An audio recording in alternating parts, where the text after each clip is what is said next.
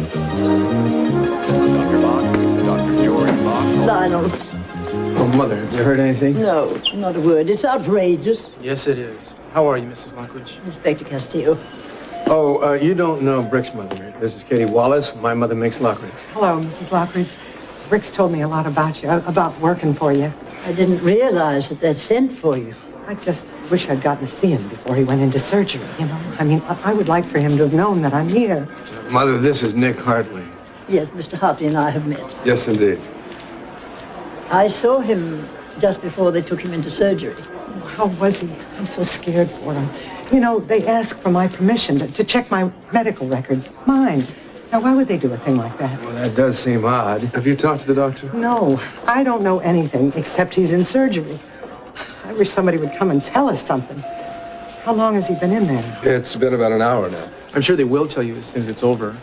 Yeah. Oh, your wife was in the accident too, wasn't she? Listen, I'm sorry for not asking about her. Oh, that's right. Listen, she's going to be fine. They'll be out in the morning. Unfortunately, the only serious injuries were sustained by your son, Rick. Rick is doing so well. I mean, he felt he really had a good future ahead, you know what I mean? He sounded so happy. We're all very, very sorry.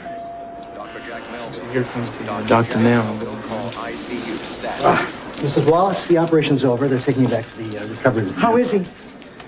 Well, there are a couple problems, I'm afraid. There's a scrap of metal lodged in an area adjacent to the spine that we can't touch. It's just too risky.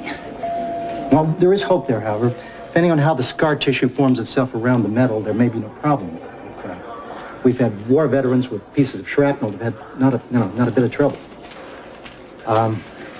However, if the tissue forces the metal against the spinal nerves, then there may be some problems.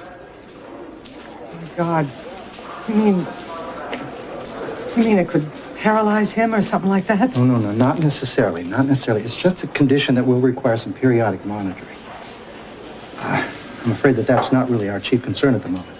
Well, then what is? You said 2 problems. What else? The other problem is more serious. There was damage to both his kidneys, and I'm afraid he may need a kidney transplant. Oh.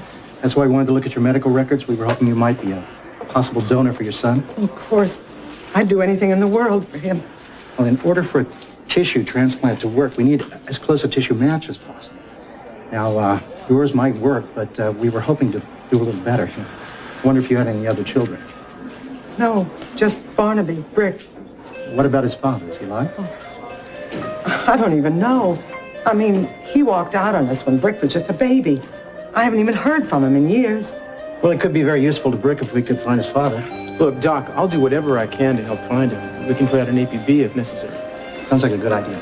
Yeah, if he is alive, I'm sure we can track him down. Why don't you get on that right away?